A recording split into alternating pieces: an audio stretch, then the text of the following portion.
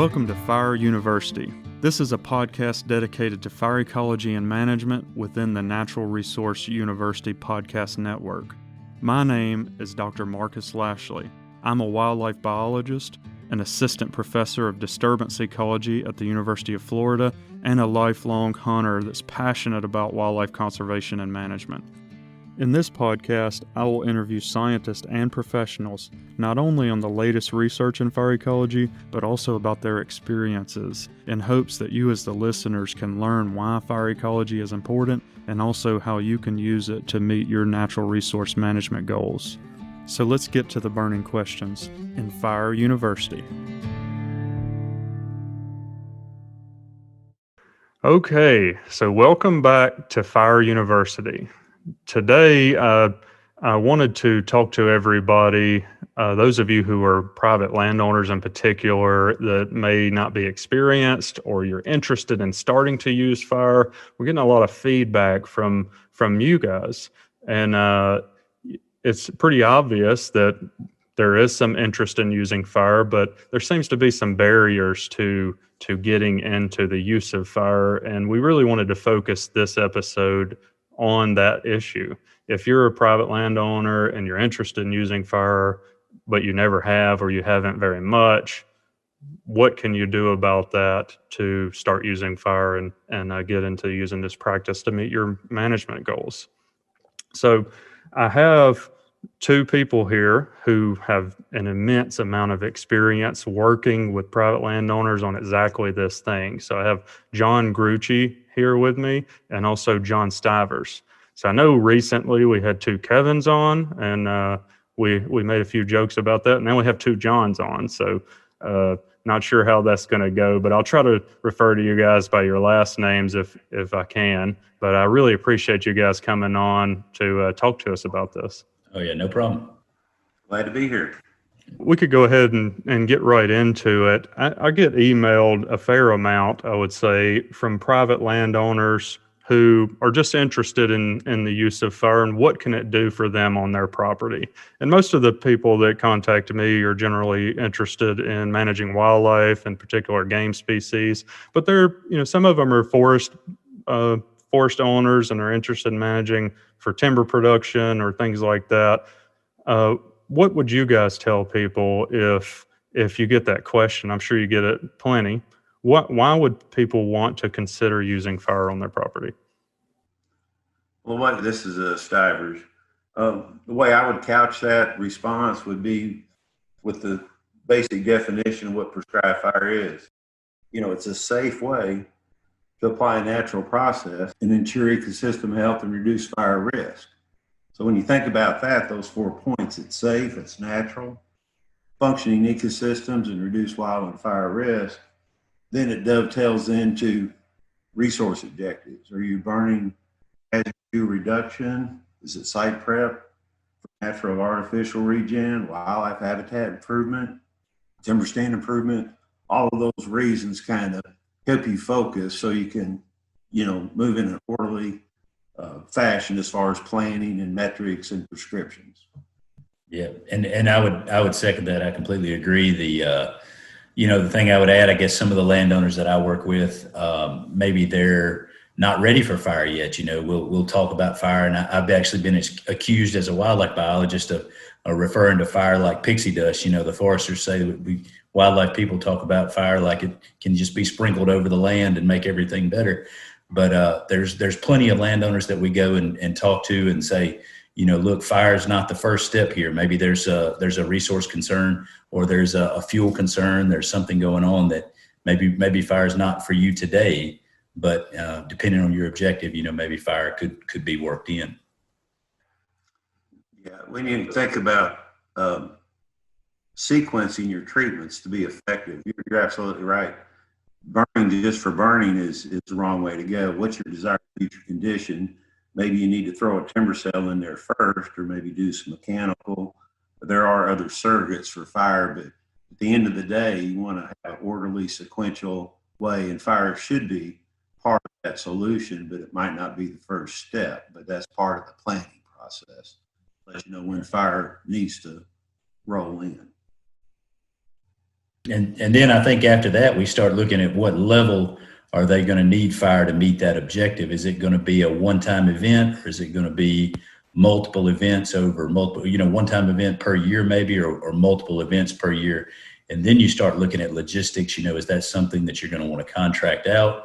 Is it something where you're going to want to provide that service yourself? From an economical standpoint, do you have the ability? Do you have the capability to apply that fire yourself, and the tools and equipment and all those things, like we're probably going to talk about later on? Sure. I think that's a good point, and it provides me a good segue. It sounds like there are quite a few considerations that people need, and that's some of the feedback that I get is that it isn't always obvious what those considerations are or where to get that kind of information and experience. So I know you guys work with people to do this a lot. Where can people find that kind of information when they're interested in doing this? Well, I would start with, professional people, consulting foresters, certified biologists for starters, and obviously forestry commissions, DNRs, game and fish commissions, universities, extension, NRCS. I mean, there's this whole range of others, but I think the first crack out of the box should be a forester and or a biologist, because we have not just the education. I mean, we've got the experience, and I think we can zero in much quicker than these other sources. They're important, but you need to get it from experienced people. Not to knock extension or somebody else, but I would definitely start with certified foresters, registered foresters, particularly since we're talking about fire. Southeastern states, I would make sure that the person you're getting your advice from is a certified professional burn manager. Otherwise, you can go to the Spit and Whittle Club and get all the free advice you want, but you're dealing with certified prescribed burn managers. I think that, adds much weight. I think that's a good point. And coming as an extension specialist that's in the university, in academia, I do quite a bit of research on fire, but I'm not lighting fire nearly as much as you guys are. And having someone that has that day-to-day experience getting out there, I think is pretty important. Yeah, I certainly I would second what John is saying. Also, it's very different from area to area. So we're in the Southeast, he and I, and we're going to talk extensively about consultant foresters. Both of us are probably have gone to forestry school at least. In the Southeast, if you're a wildlife biologist, you went to forestry school. But if you go west, obviously we're going to be talking about rangeland. It's going to be a different group of professionals potentially. So you just kind of get started, where exactly to start. Generally, it's a good idea to start with your kind of the local professional and then start learning from there. In my state, state forestry actually has the legal jurisdiction over prescribed fire. In some states, that's the Department of Ag and Commerce. It just depends on that state. But then, like John said, making sure that you vetted the people that you're going to take advice from. Yeah, good points. So playing off of that same idea there, a lot of people are interested in getting their own training to eventually, I guess, get experience enough that they are that person, right? That they are comfortable pulling their own permits. So what kinds of training do people need to consider, and what is available to them?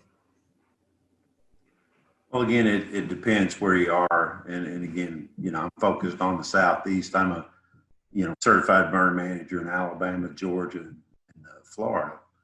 And not all states, particularly in the country, have right to burn legislation or prescribed fire councils, et cetera. But to me, that's a good example for a template for the rest of the country.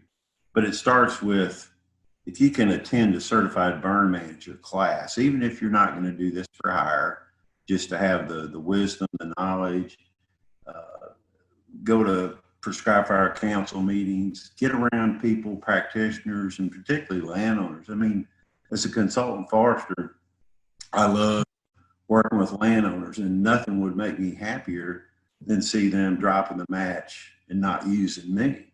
I burn 25,000 acres a year on private land. in 2 states. And, I can only be at one place at one time. So I like to see them get their confidence up, help them build a capacity. And we'll talk a little bit later about, well, how do you ease into it? You just don't get in it. But in the meantime, get on as many burns as you can, but start with that burn manager class. Go to any kind of learning burns, live fire opportunities, even just looking at webinars, Southern Fire Exchange, all of these resources are out there. Pictures worth 1,000 words. You might not actually be boots on the ground, but watching videos of seeing how people are performing ignition, different methods or different firing techniques. Even if you're not there, you can learn a lot from just videos and pictures. So to me, there's just all these opportunities to help a person get that experience, but nothing beats, stick time on the ground.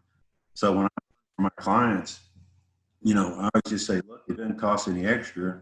I'd love you to come out and see what's going on. And most of them do. Yeah. I think same thing kind of in Mississippi. We have a little bit of a different structure. Maybe I think Alabama, Georgia, Florida have really like John mentioned, kind of the standard, the gold standard on fire certification courses. Mississippi, we were actually one of the first fire certification courses. Our Burn Act goes back to 92. But we haven't really updated it, if you will, and we don't have, certainly for the technological age where we've got continuing ed options and that kind of a deal. But basically what we're looking at is trying to have introductory stuff through extension and state wildlife. And I know, Marcus, when you were here, you actually went to one or two of those things and even spoke at a couple of our little events as an extension person. Basically go into some of those extension events as kind of an introductory, a tasting, just a little bit of a test and see, whether fire is appropriate. And then we would hope from there, the goal of those types of events is to get people to go towards those certification courses.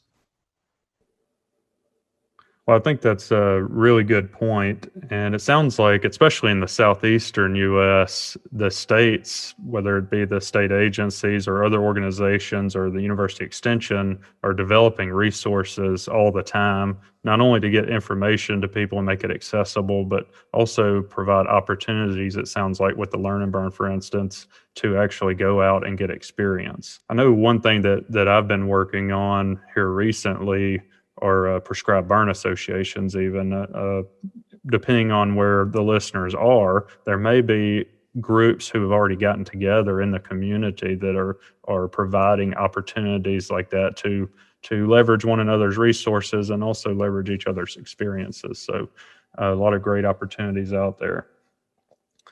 So I think it was John Stivers brought up something that made me think about the legal considerations, and this is something that is a barrier to a lot of people. They're afraid of lighting fire. Right? They're going to set something on fire and then have smoke that's definitely going to leave the site. So I was curious what you guys had to tell people about that with the legal considerations of using fire on property as a private landowner.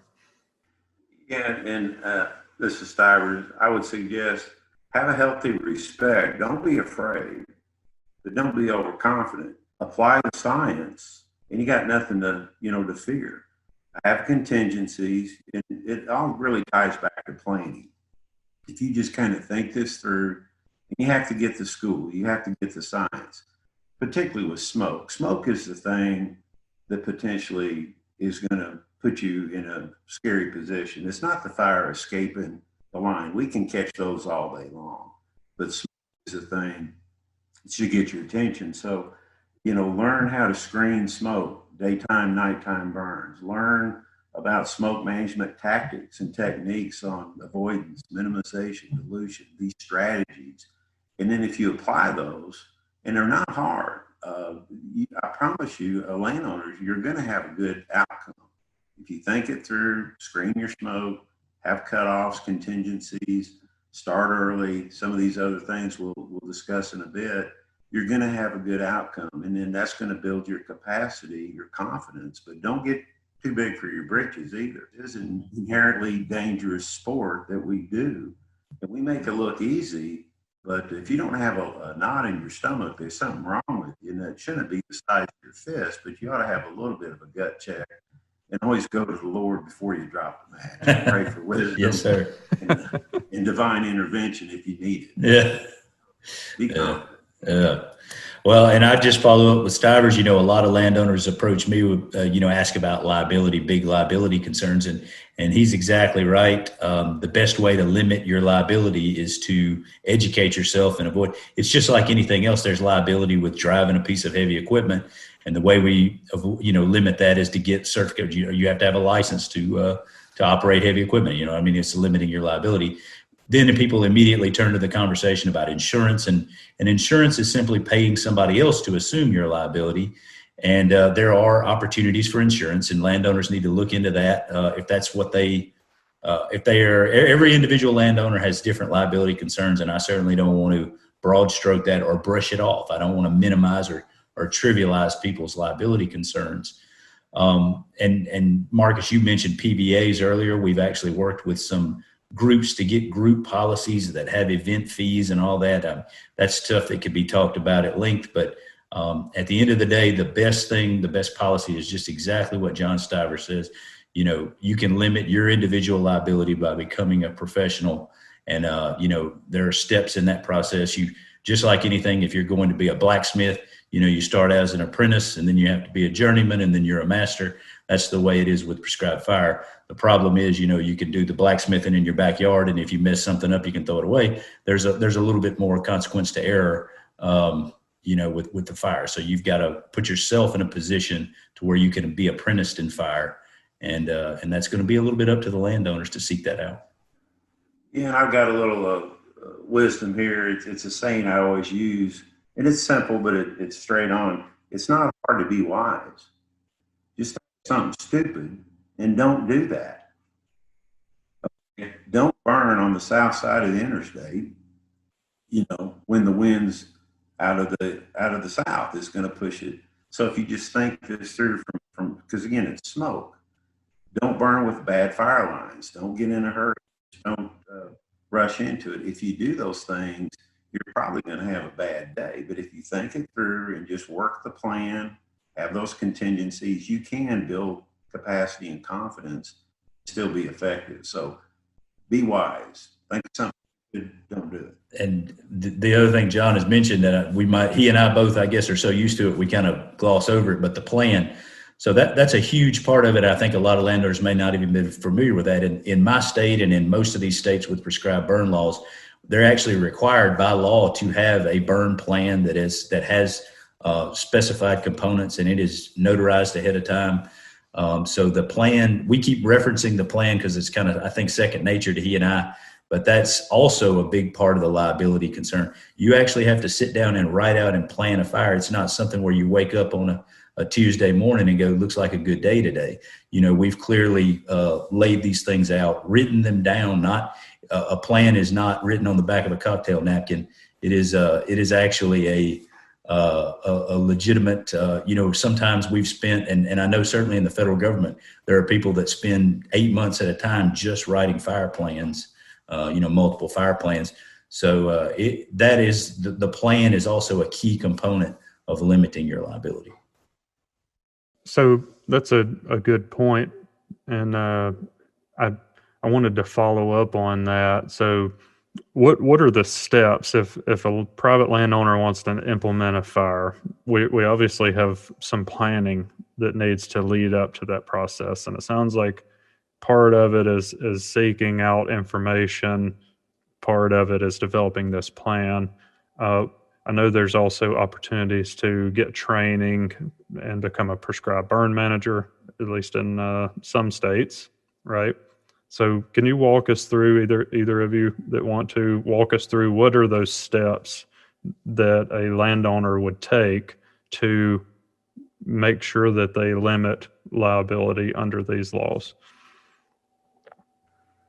Well, just in general, and again, the written plan, it doesn't have to be some onerous thing. It just forces you to think this through. But when you get down closer to game time, you want to make sure you're familiar with the property. you've picked your containment lines. You're going to put in a dozer line. You're going to burn after this road, this creek, this passive line. Inspect those lines in advance, particularly streams. Creeks can go underground, go below ground, or you could have a drift of debris where fire can creep across. So think about your boundaries. Where are you going to burn to? Inspect those. Make sure, and don't get cheap. If you're going to put in a good dozer line, put in a good line. Those are capital investments. If you're going to burn maybe on a 2, 3, 4-year return interval, do the work to put them in where they're not going to wash away, because you're going to be reblading them in a few years anyway. But containment lines is very important. The other thing I would encourage landowners, I do this myself. I burn some very, very large tracts. And when I'm out there dropping in my fire lines, I'm going to go ahead and put in some cutoff lines. I'm going to sweep a road in the middle. I'm going to just break it down. I might burn the whole thing in one sitting, but if I have to stop because of humidity or wind changes, or half the crew has to go home to get their kids out of, in school or whatever, you have a way of cutting that burn off. You eat an elephant a bite at a time.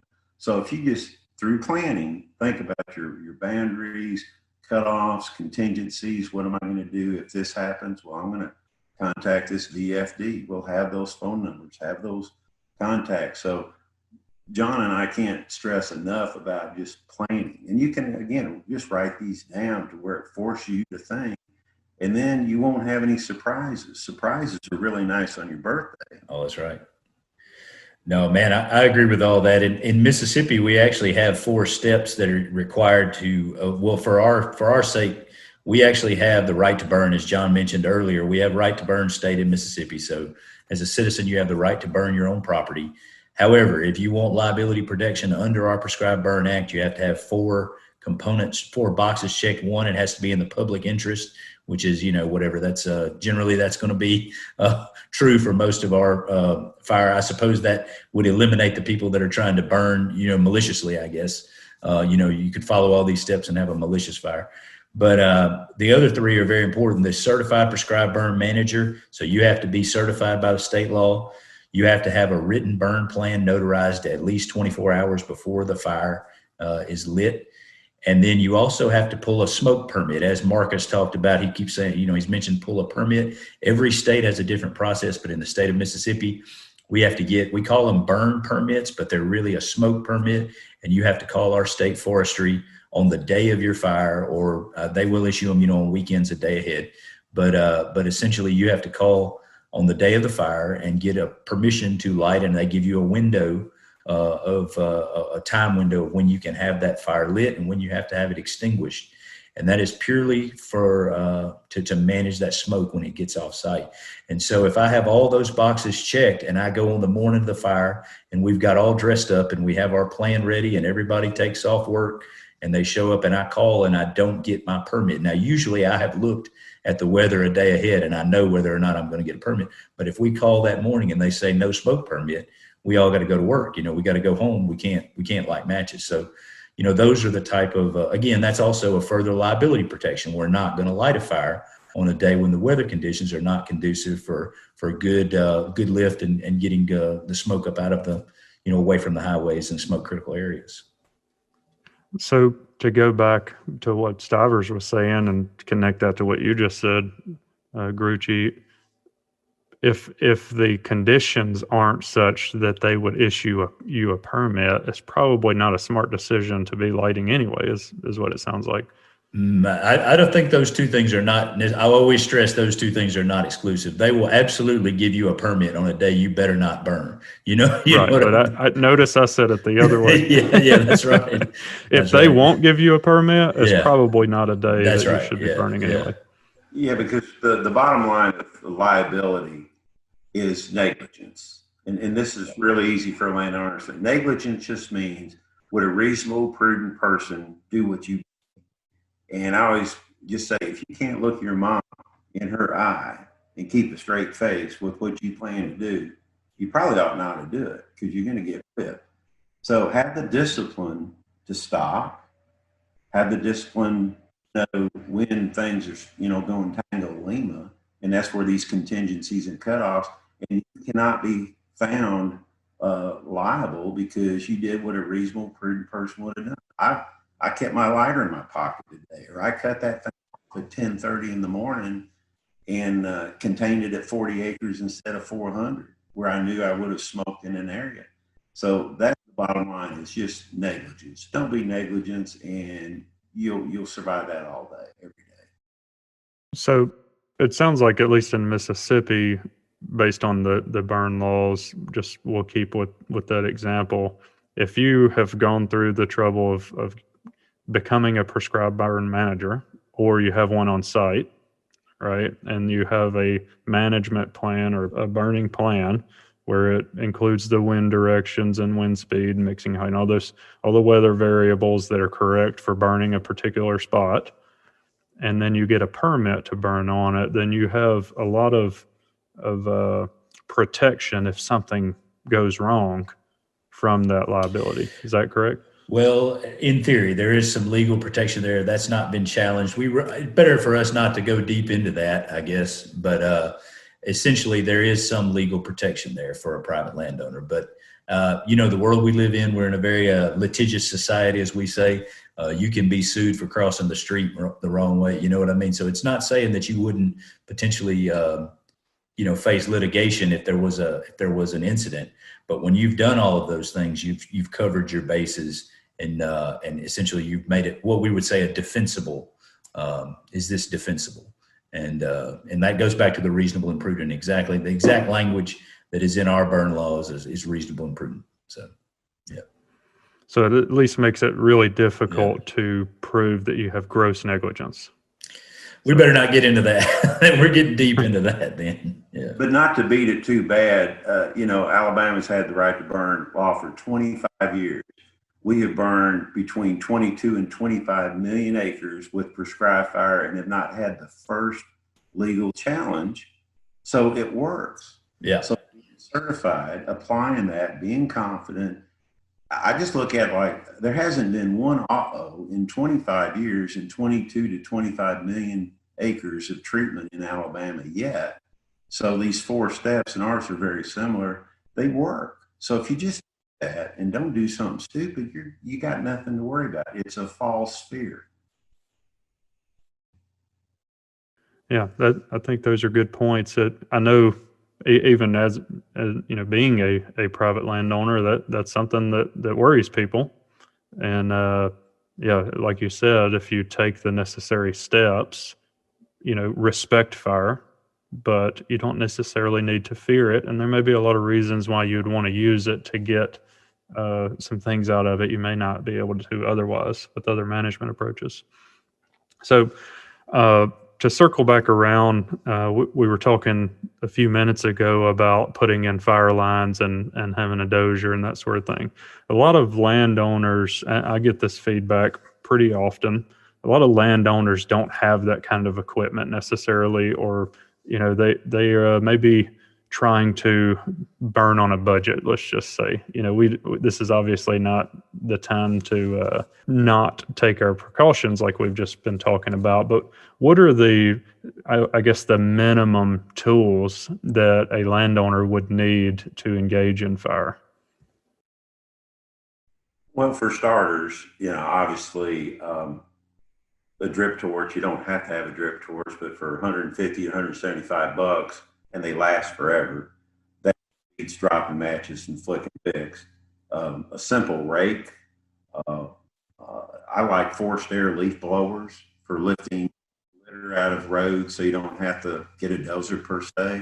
So a forced air blower that will knock the hair off a cat, get a good one, 50-mile-an-hour wind, and you can get those for a couple $100.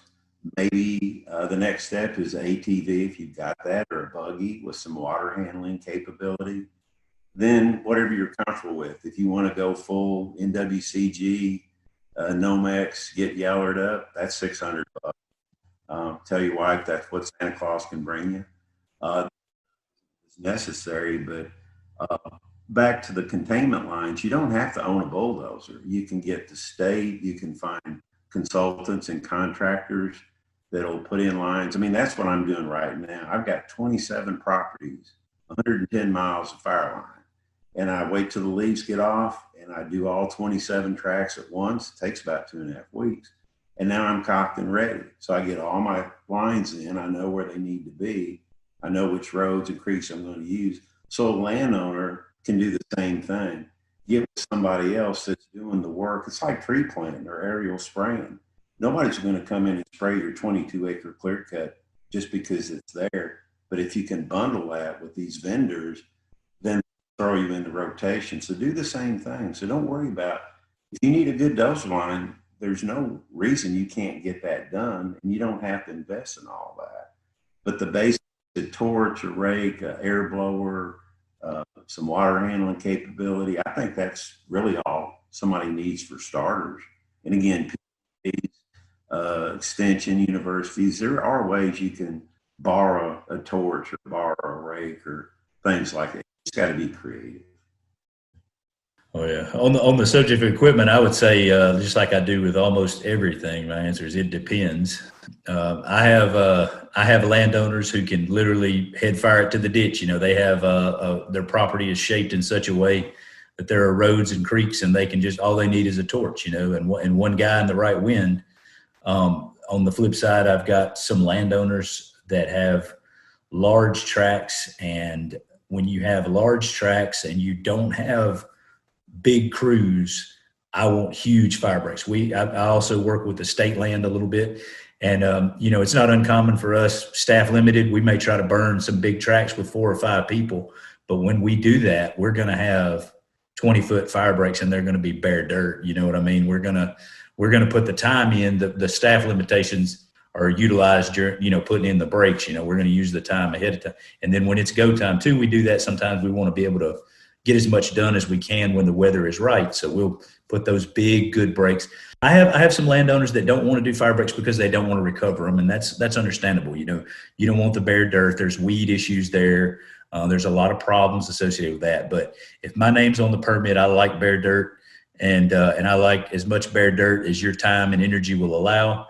And, you know, that's another liability limitation there. And then that helps me be able to go fast. If I'm going to be able, and I don't mean unsafe fast. It just helps us from having to have multiple people watching the lines, having spots, having all this stuff. It also broadens the conditions we can burn. You know, generally, if I've got poor breaks, I've got a person that I work with that does not believe in disc. He'll mow fire breaks.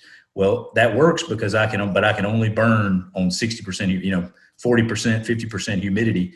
When we get into the 30% humidities, he's out. There's no way that's not going to happen. So, you know, I would keep all those things in mind again, it goes back to, it depends. What are your goals and objectives? If you are a person with a quail plantation and you're going to have 30 burn events every year or 15 burn events every year, you might as well drop the coin on a good disc or a fire plow or a tractor, a dozer. But if you are a landowner who is just trying to suppress fuel, you're worried about your neighbor who burns a lot and you want to make sure he doesn't burn up your pine stand, maybe you can contract that out, a one-time event, or you can get away with a little less equipment and just make sure you're watching those conditions. If you have the ability to burn on those specified conditions when the fire is less volatile, then maybe you don't have to put as much into your brakes. It just really all depends on your individual situation. Yeah, I think those are great points. Another thing that I would add when I'm working with landowners, I know that you guys probably experience this. A lot of times they're really interested in burning because of game species, their game species interest, and that fire break often can be a really good food plot. And a food plot can often be a pretty good fire break depending on what's planted in it and what time of year it is. So, you know, there's opportunities that could open up. You could potentially even use features. I like what Stivers said earlier. If you're creative, you know, you may have a lake or the yard or some roads that you could leverage. You could allow those natural features that would be a natural break to help you decide where you're going to put fire and how you're going to do it. Long term, you know, most stuff with prescribed fire, I tell my clients, it's like, don't start something you're not prepared to finish. This is not a one and done treatment. We're going to burn on a 2-year return interval. A lot of these guys are after these savanna conditions where we do timber sales, fuel wood, rotation release to get that weedy 4B insect producing understory. And, if you're going to go to that expense and it's like, really, you want to get cheap on a $175 fire line, put them in the right spots. They're easy to maintain. But again, it goes back to, you just have to tease this out of them up front. But there's things you can be efficient on, but you want a 7-figure uh-oh and lawsuit, or you want to stroke a check for a little bit more and have a good, decent fire that'll hold fire. And again, make us more productive, where we can light off more ground, less patrol, less holding.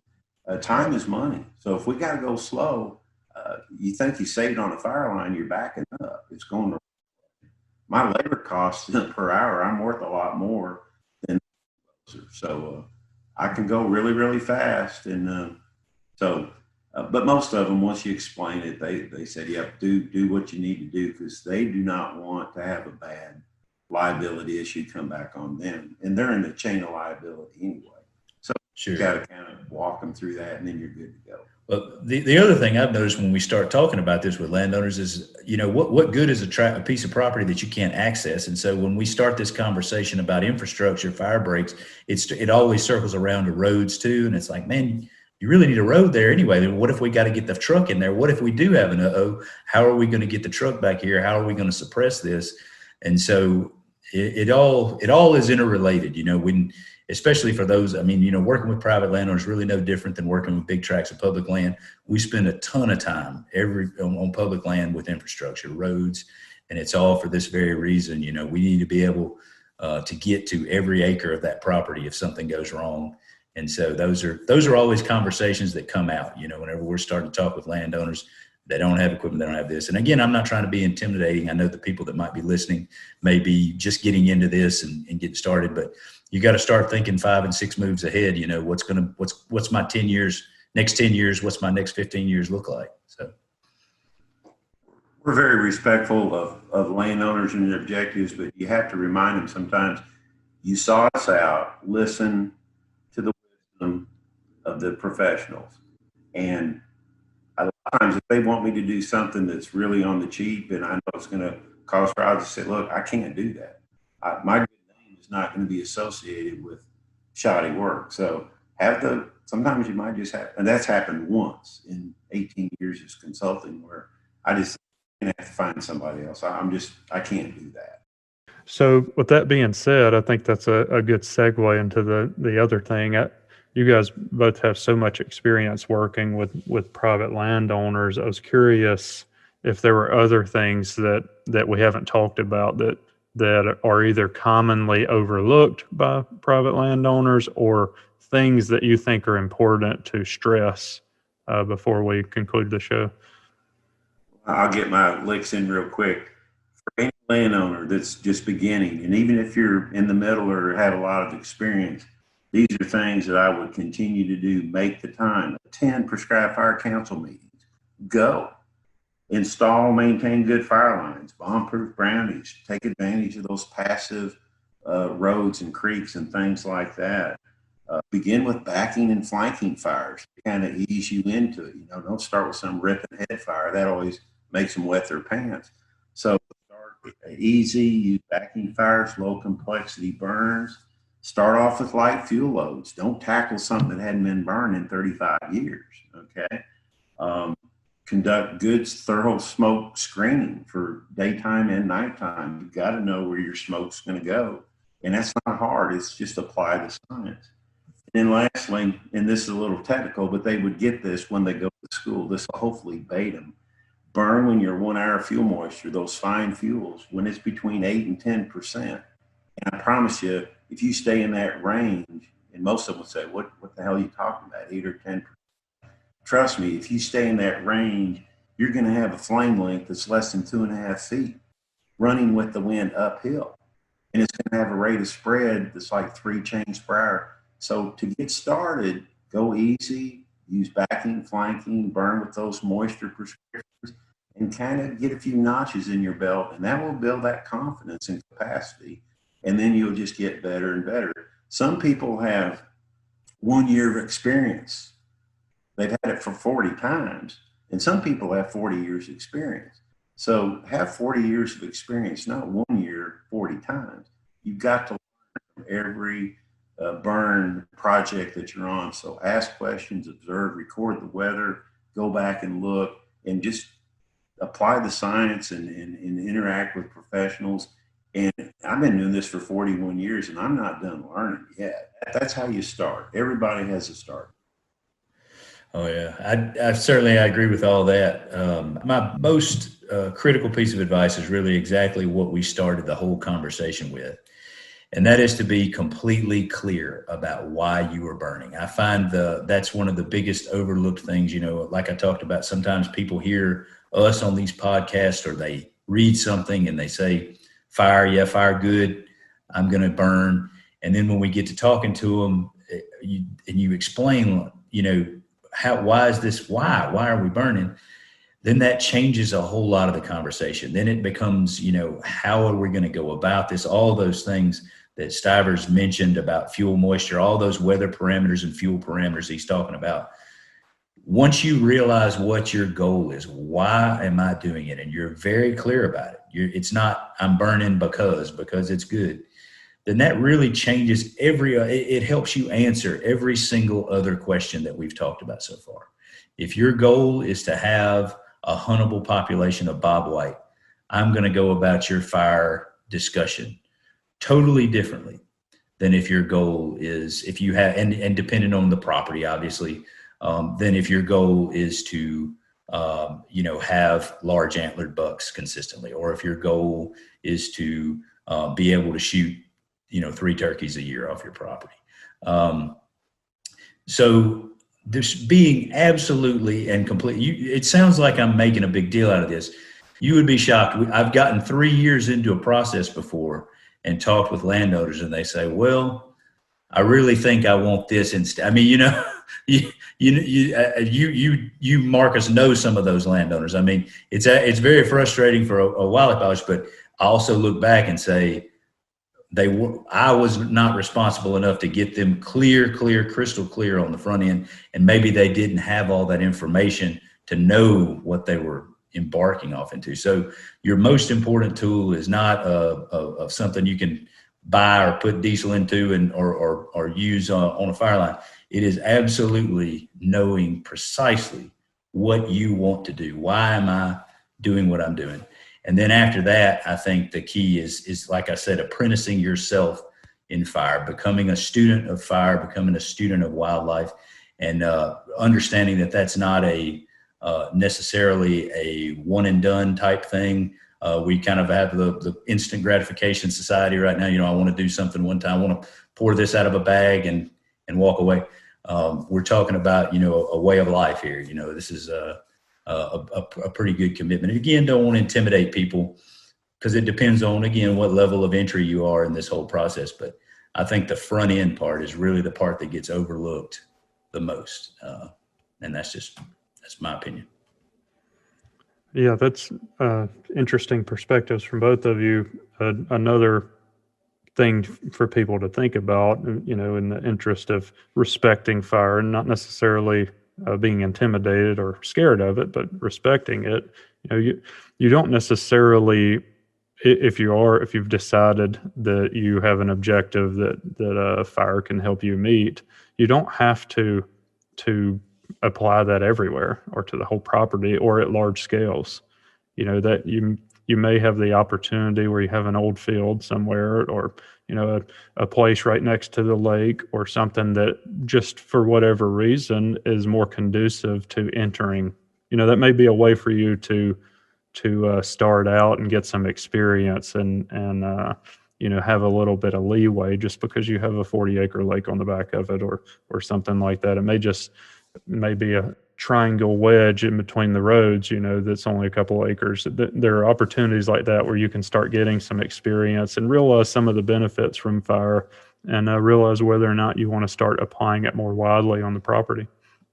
And like I say, look for contact professionals, build a team of professionals as well. That's the other thing. We talked about all these different sources of information.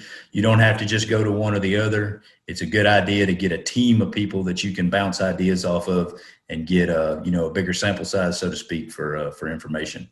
And so building your kind of habitat management team or property management team is very important. And then again, the key players there would be potentially a consultant, potentially state agency type folks with forestry or wildlife, NRCS to help. We didn't talk any about cost sharing or any of that kind of stuff. We mentioned prescribed burn associations, but there are ways to start thinking about that. And then part of your property management team is also going to be your accountant. You need to kind of start thinking about budgeting and taxes and all that kind of stuff. So it's a drawn out process, and I think I don't mean to be sound complicated about all that, but it can be at any level of entry that property manager wants to be. Great points, guys. In the interest of connecting folks to professionals, how can they find you guys if they were interested? Well, I'll give my email. It's not hard to remember. It's RX Burning, as in prescribed burning, rxburning@aol.com. They can shoot me an email, and I'd be glad to help them, because, again, I have a passion for landowners. I was 23 years with the USDA Forest Service in Arkansas and the Ouachita, the Talladega in Georgia as a silviculturist, and I've been a private consultant for 18 years. So I've been doing this a long time, and these last 18 years just servicing the landowners is just so nice. Mainly I don't have NEPA. That's always a real fun thing not have to do. Everything's categorically excluded. But just to help these landowners push these projects over the finish line and encourage them and motivate them. And again, the cost share. The second question I normally ask them is your income over $900,000 a year? And if it isn't, it's like, hey, we need to do these treatments to try and get you in line for some of these things, to help them find a funding mechanism to not just do fire lines and burning, but maybe these fuel woods and mid-rotation release to get to the desired future condition much quicker. Because fire is part of it, but it might not be step one. It might be step 4. So just engage these professionals and then let us do the stuff we're really good at doing, and they'll be happy. Good deal. Yeah, and my contact information is John JOHN .Gruchy GRUCHY at WFP. So that's Wildlife Fisheries Parks .ms.gov. And they're welcome to email me. I am the state private lands program coordinator for Mississippi, so I actually have 6 or 7 biologists that work with me, and we can actually do private land consultation for free.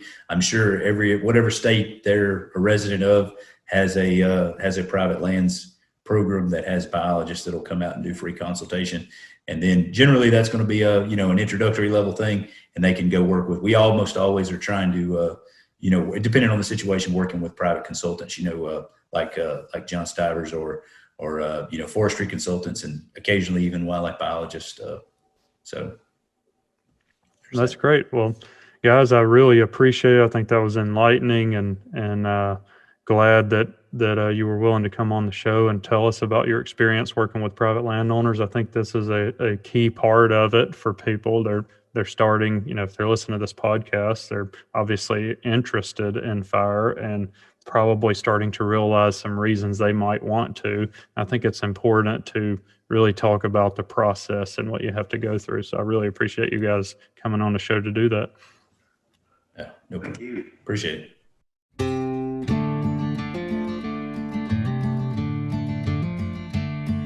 Fire University is part of the Natural Resource University podcast network, funded by the Renewable Resources Extension Act. If you like what you heard today in this episode, please follow us on all the social media platforms at UF Deer Lab.